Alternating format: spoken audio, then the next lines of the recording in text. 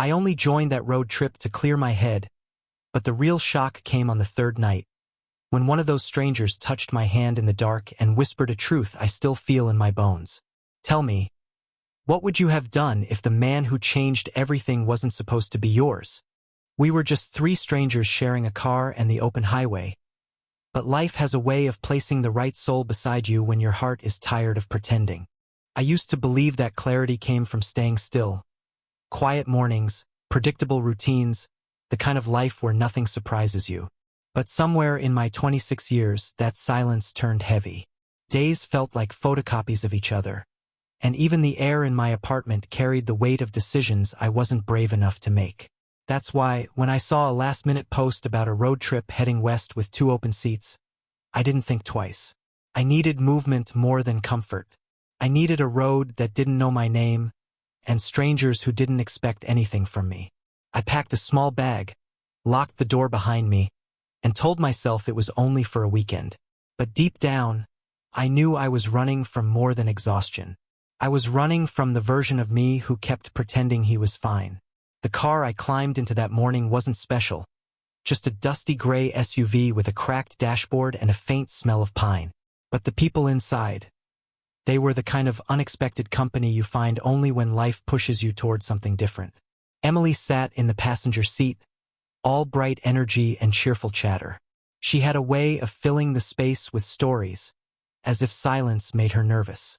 In the back beside me was Marcus, quiet, thoughtful, and carrying a guitar he claimed he didn't know how to play. They introduced themselves quickly. Smiling like this was an adventure they'd remember forever. But then there was him, David. He was the one driving, a man with steady hands and a calmness that felt rare in this world.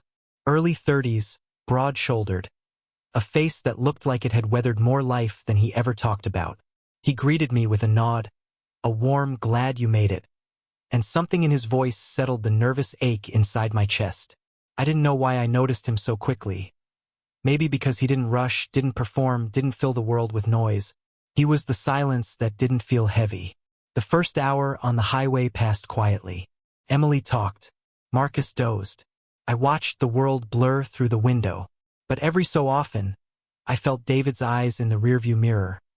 Not staring, not evaluating, just checking. As if he wanted to be sure I felt safe in his car. As if he sensed the reason I needed this escape. There was something grounding about the way he held the wheel, the way his breath stayed even as miles rolled beneath us.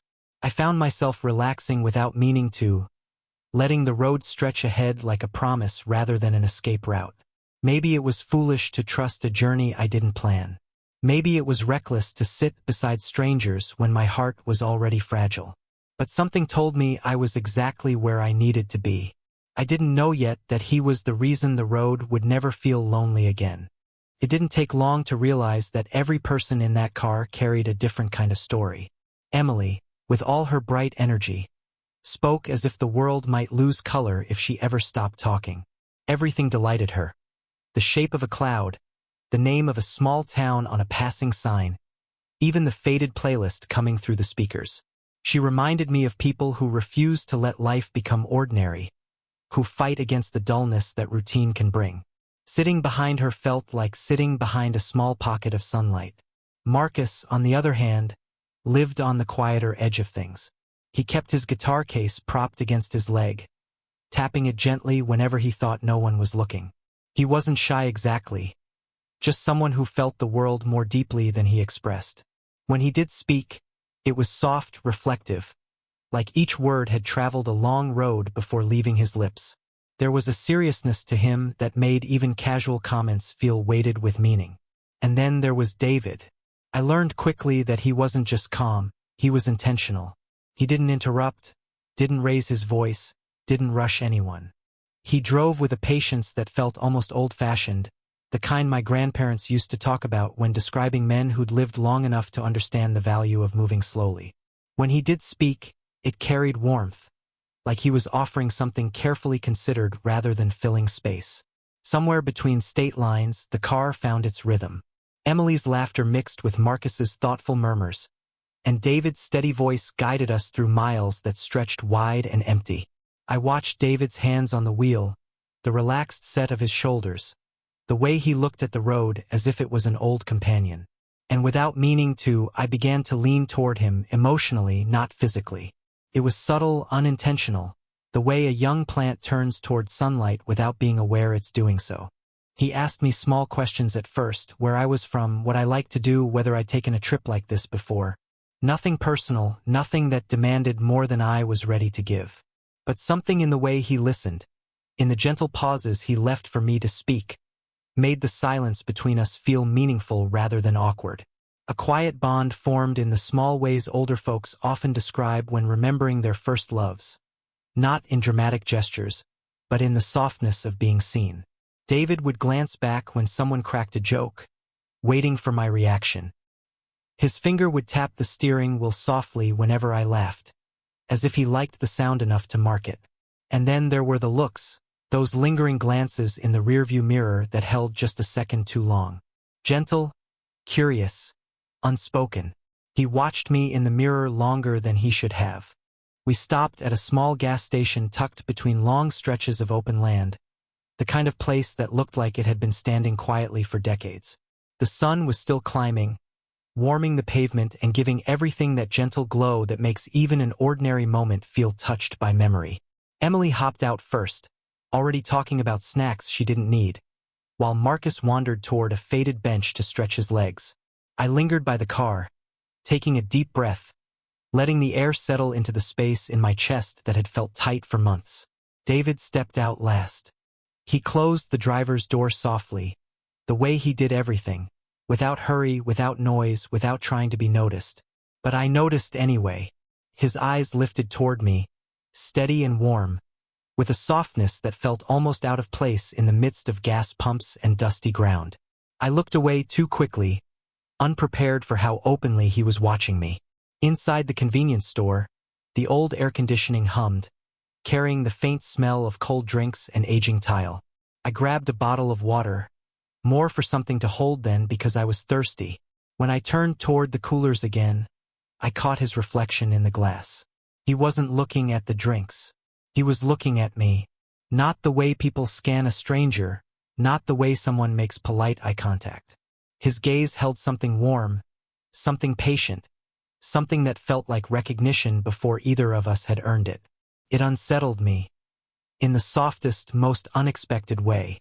I stepped aside to let him reach for a bottle of his own, but the aisle was narrow, and we ended up closer than I anticipated. He murmured a quiet sorry, yet he didn't rush past. His presence filled the space without crowding it, as if his calm settled around me like a warm coat. When we walked back outside, the others were still busy doing their own things, leaving a small pocket of silence between us. He twisted the cap off his water and handed it to me first, saying, "Here, you look like you could use a sip."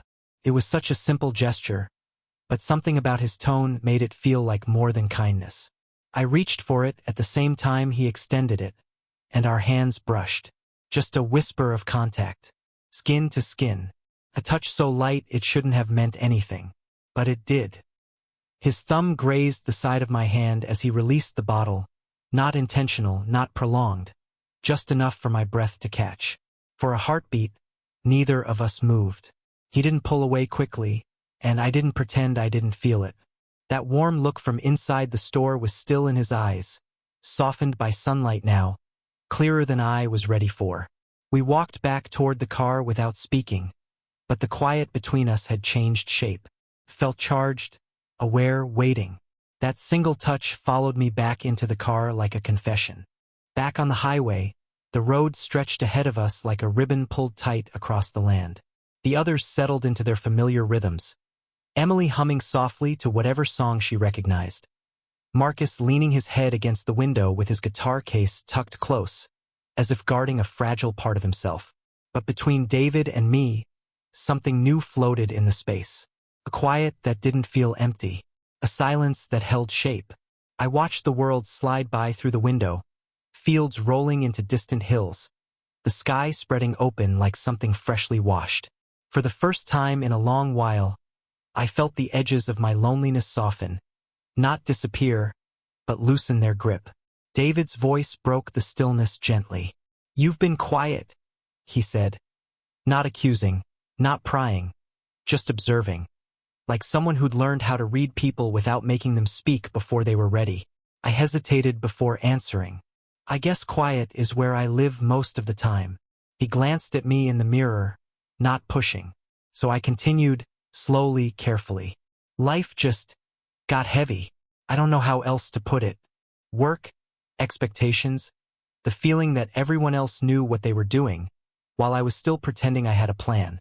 He nodded, hands steady on the wheel. "I've been there." There was something in the simplicity of his tone that made me brave enough to keep going. Some days, I'd go whole afternoons without hearing my own voice. I didn't realize how lonely I'd gotten until I couldn't remember the last time someone asked how I really was. The car stayed quiet, but it was the kind of quiet that holds someone's hand. A few miles passed before David spoke again.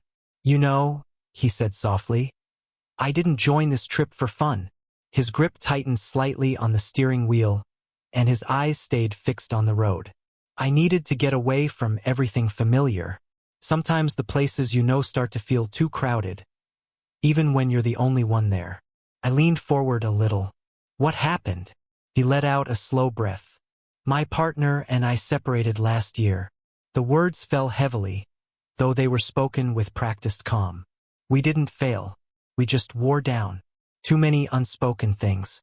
Too many nights sitting across from each other and realizing the person in front of you felt miles away."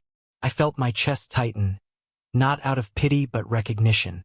Loneliness comes in many shapes, and some of them sit at your kitchen table. He continued, voice lower now. "I kept trying to hold everything together. Work, family, myself. But the truth is, I was tired. Tired of being the strong one. Tired of pretending I wasn't hurting." His next words came out barely above a whisper. "And I don't think I ever told anyone that." His voice cracked, and I wanted to reach for him.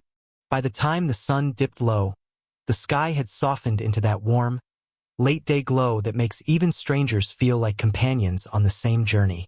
Emily had been fighting yawns for an hour, and Marcus's quiet humming had faded into the silence of someone barely awake. David glanced at the fuel gauge, then at a faded sign pointing toward a small roadside motel barely visible through a cluster of trees. "We should rest," he said. No one argued. The motel looked like it stepped out of a forgotten postcard. A few dim lights, a vending machine that hummed louder than the cars on the highway, and a tiny lobby that smelled faintly of lemon cleaner. We followed David inside while the others stayed near the car, stretching their legs. The clerk behind the desk offered an apologetic sigh before the words even came. "We've only got one room left." Emily laughed, too tired to care. "We'll take it. I can sleep anywhere." But we quickly realized one room meant only one bed. Emily eyed the space, shrugged, and said she'd sleep in the car. Something about loving night air and needing alone time. Marcus quickly offered to keep her company, claiming he wanted to catch the stars before they fade. That left David and me standing beside the single bed, both of us pretending we weren't thinking about the same thing. He scratched lightly at the back of his neck. "If you're not comfortable with this, I can take the floor." I shook my head. "It's fine. It's just one night." But my voice carried a tremor I hoped he didn't hear. We settled on opposite sides of the bed, leaving a polite stretch of space between us. He lay on his back, hands folded over his chest, while I faced the wall, trying to focus on anything except the warmth radiating from his side of the mattress. I could hear his breathing, steady, deep, unbothered.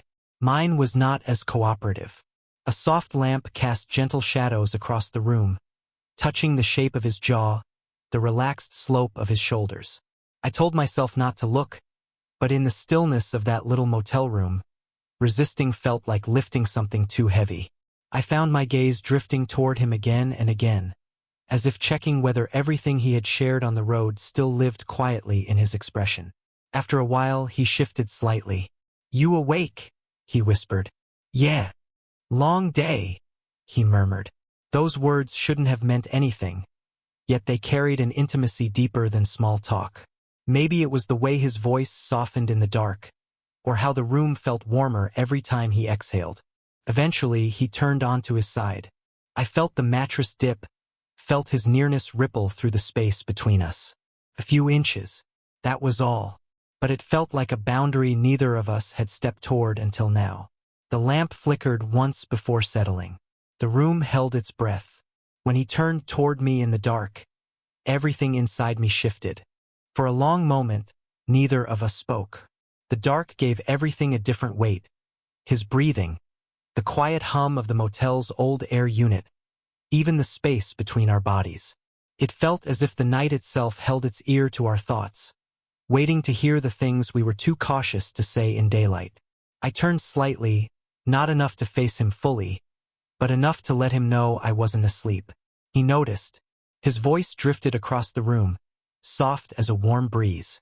"Can I tell you something?" he asked. "Yeah," I whispered. I haven't felt this close to someone in a long time. The words didn't rush out of him. They arrived gently, layered with truth, shaped by quiet ache. I felt them before I fully understood them. He continued, speaking into the dimness between us. "I thought I was done with connection, with wanting anything from anyone. After a while, you just get tired of trying. Tired of hoping someone will meet you where you are." His voice dipped lower. "But something about you, it feels different." My heart thudded once, slow and heavy. I didn't move, didn't breathe too loudly. I just let his words settle across my chest like a warm hand. He shifted just a little, enough that I felt the faint tug of the mattress under my shoulder. His presence felt closer now, the kind of closeness that doesn't need touching to be felt. "I don't know what this is," he admitted quietly, "or what it's supposed to be. But tonight, lying here, it feels like the first time in years that I'm not alone inside my own head." The confession wasn't dramatic or rushed. It was honest in a way that made everything inside me soften. And suddenly, I understood the pull I'd been feeling since the moment I stepped into his car. It wasn't desire alone, it was recognition. Two people who carried loneliness differently, but understood the shape of it all the same. I let out a slow breath. "You make it easy to feel seen," I said, the words trembling on their way out. And I didn't realize how much I needed that. Silence again, but not the empty kind. This was the kind that fills a room with warmth. In the dark, he chuckled softly. Barely a sound, more like a sigh wrapped in a smile. "You know," he murmured, "people spend their whole lives searching for someone who makes the world feel softer. I didn't expect to meet that person on a random highway." The admission sent a gentle ache through me. Tender, vulnerable, real. The shadows shifted, and I felt movement beside me. The faint rustle of sheets, the smallest dip of the mattress. And then, a warm touch brushed the back of my hand.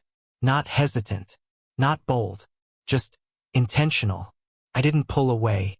He didn't either. His hand found mine first, and neither of us pretended it was an accident. Morning light always has a way of exposing the things we try to hide in the dark.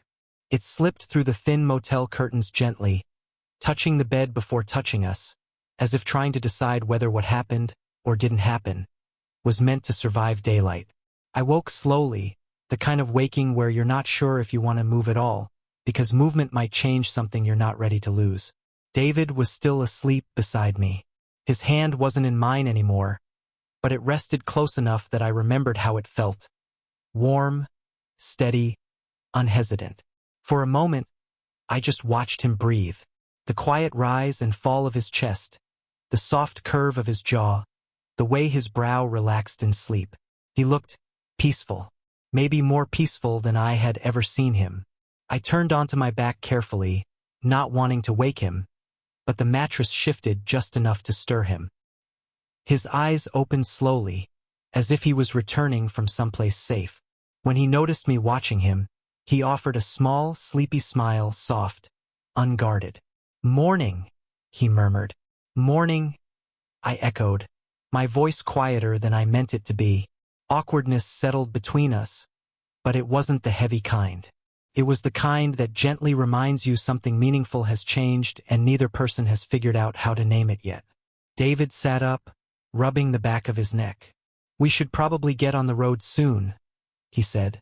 But his tone lacked its usual firmness, as if he was still half in that quiet world we'd shared hours earlier. I nodded, though part of me wished we could stay in that room a little longer, just to understand the shape of whatever had begun. As we got ready, he moved around the room with a gentleness that wasn't there the day before. He handed me my bag instead of tossing it. He waited for me to tie my shoes before stepping toward the door. He held it open not because of politeness, but because he was watching me, making sure I didn't feel rushed. Outside, Emily cheerfully greeted us as if nothing unusual had happened. Marcus offered a quiet nod, half asleep, unaware of the shifting gravity between David and me. We all climbed back into the SUV, but sliding into the seat beside him felt different. Like I was stepping into a version of myself I hadn't known was allowed. On the road again, morning sunlight painted everything gold. David drove with one hand on the wheel, the other relaxed on his thigh. He glanced at me once or twice, quickly looking away each time, as though he was afraid the truth of last night still lived in his eyes. About an hour into the drive, he finally spoke. His voice was low, almost gentle. "You okay?" "Yeah," I said. "You?" He hesitated, then nodded. "Yeah." A small silence followed, warm and charged. Then, as if he couldn't help himself, he reached out and brushed his fingers lightly across my shoulder. Just a soft, fleeting touch. "You slept close," he whispered. By mid-afternoon, the road curved upward into a stretch of hills where the world seemed to widen and soften at the same time. David slowed as we approached a scenic overlook, one of those quiet places travelers step into without knowing why, only that something inside them needs a moment to breathe. Emily and Marcus stayed in the car, claiming they were too comfortable to move, but David glanced at me and nodded toward the view. "Come on," he said gently. "You'll want to see this." The wind was calm, warm against my face as we stepped out.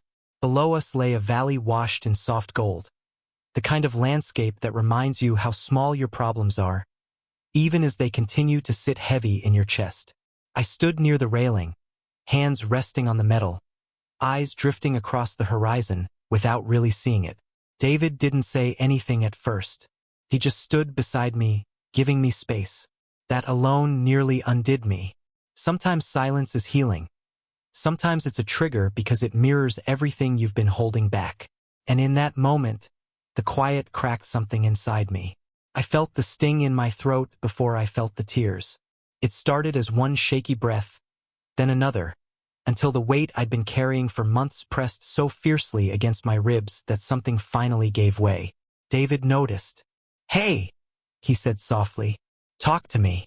I tried. I really did. But all that came out was a choked whisper. "I don't know what I'm doing with my life." The confession, simple as it was, broke me open. The tears came fast then, surprising even me. I turned away, embarrassed, wiping at my face as if I could hide it. But David stepped closer. "Hey," he murmured again, this time with a steadiness that felt like shelter. "You don't have to be strong right now." That was it. The sentence that removed whatever thin wall I'd been clinging to. My breath hitched, and before I could think or resist, I felt his hand brush my arm. Not forceful, not assuming, just offering. I leaned toward him without meaning to. He pulled me gently into his chest. His arms wrapped around me with a kind of certainty that made my knees weaken. Not because it was romantic, not yet, but because it was the first time in a long time someone held me with intention, not obligation. I let my forehead rest against his shoulder. He lowered his chin, letting it touch the top of my head. It was a small gesture, but it carried the weight of someone saying, "You're safe. Stay as long as you need." His breath was warm against my hair. His hand rubbed slow circles between my shoulder blades, grounding me, steadying me as the valley below blurred through my tears. After a minute, he leaned his forehead to mine. A quiet, steady connection that said everything we didn't know how to say out loud. For the first time, I didn't pull away from being held. That evening, we pulled into a small campground tucked behind a row of tall cottonwoods. The air was warm, the kind that settles softly on your skin long after the sun dips behind the hills. Emily and Marcus were exhausted from the day, retreating to their tents almost immediately with sleepy goodnights and half-finished jokes. Within minutes, their laughter faded into quiet breathing and rustling fabric. David and I stayed outside. A single lantern glowed on the picnic table, casting a soft amber circle around us. Beyond it, the sky opened wide, deep blue, scattered with stars that shimmered like quiet promises. The night felt gentle, like it was holding its breath for whatever might happen next. David leaned back against the table, arms crossed loosely, his eyes on the sky instead of me. "You ever notice," he said softly, "how being out here makes everything feel clearer?" I nodded, though clarity wasn't what I felt. What I felt was him.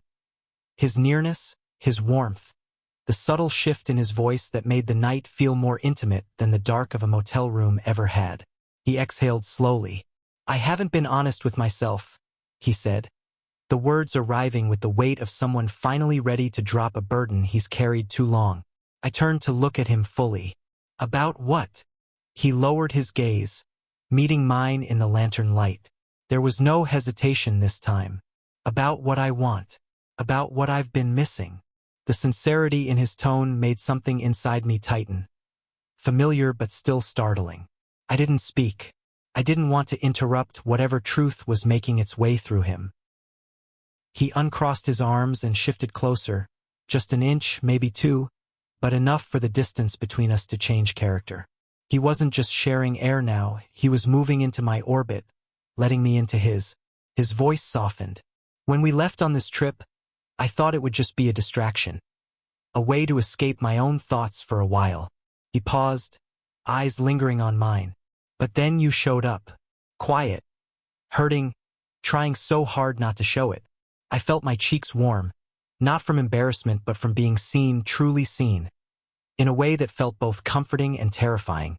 David's hand rested on the table beside mine, close enough that our fingers nearly touched but not quite.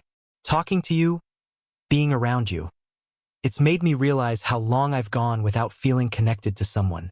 He swallowed, the movement small but visible in the lantern glow. "And how much I've missed it." The night wrapped around us, warm and still, as if it understood the significance of the moment forming between us. He leaned just slightly toward me, voice barely above a whisper now. "I don't want to pretend I don't feel something growing here." The admission washed over me like a soft tide. Unexpected, gentle, unstoppable. Then, after a long, quiet breath, he said the words that settled deep into my chest. He told me he wished the trip wouldn't end. Not if I was in it. The night deepened around us, warm and wide, as if the sky itself wanted to bear witness to whatever was about to be said. The lantern flickered once, then steadied, casting a soft glow over David's face. A face that suddenly looked younger, almost vulnerable, stripped of the calm he carried like armor. He drew a slow breath. "There's more I need to tell you," he said, voice low, steady but weighed with something he'd been carrying far too long. I didn't move, didn't speak. I just let him find his way through the truth. "I didn't join this trip because I wanted adventure," he continued. "I joined because I was lonely. Not the simple kind. The kind that follows you into every room. The kind that sits across from you at dinner and reminds you of everything you've lost." His eyes shifted away for a moment, watching the silhouettes of the trees sway gently in the warm night air. "After my relationship ended, I kept pretending I was fine. Told everyone I just needed space, time, work. Anything that would make it sound like I wasn't falling apart." His voice trembled slightly, though he worked hard to steady it. "But the truth is, I didn't remember what real connection felt like anymore. I didn't remember the last time someone looked at me and actually saw me." The words hit something inside me. Not because they were unfamiliar, but because they mirrored feelings I hadn't dared to speak aloud. The same ache, the same quiet longing, the same fear of being forgotten by the world. I stepped just a little closer, not touching him yet, but letting him know, without words, that I was listening, that I understood more than he realized. He turned toward me then, fully, his expression open in a way I had never seen. "And when you got into the car that first morning," he said softly, It felt like something in me woke up, something I thought was gone. My throat tightened. David! He shook his head gently, not to stop me, but to quiet his own hesitation. You don't have to say anything.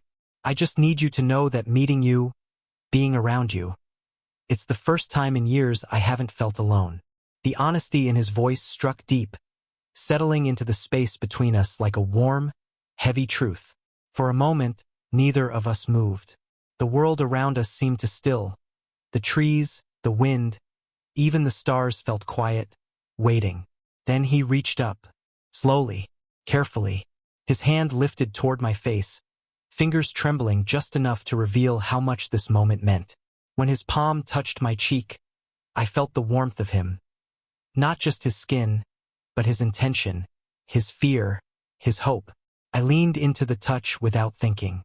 His thumb brushed gently across my cheekbone, a gesture so tender it made my breath catch. Our foreheads nearly touched, the lantern's glow painting everything in soft gold. He hesitated only once before closing the remaining space between us. He leaned in, and I didn't move away. Morning found us before either of us was ready. The sky was pale, washed with the first hints of gold, and a cool breeze moved through the campground, carrying the faint scent of pine and warm earth. I woke first, sitting on the edge of the picnic table where we had talked for hours. David sat beside me, still half asleep, his head tilted slightly toward mine as if even in rest he didn't want to drift too far. For a moment I just watched him. There is something beautiful about seeing someone in early light, softened, unguarded, real. A version of them the world doesn't always get to see. And after last night, I felt like I had been handed a glimpse into a part of David he rarely let surface. When his eyes finally opened, he blinked slowly, then smiled, small, shy, almost boyish. "Morning," he said, rubbing a hand across his face.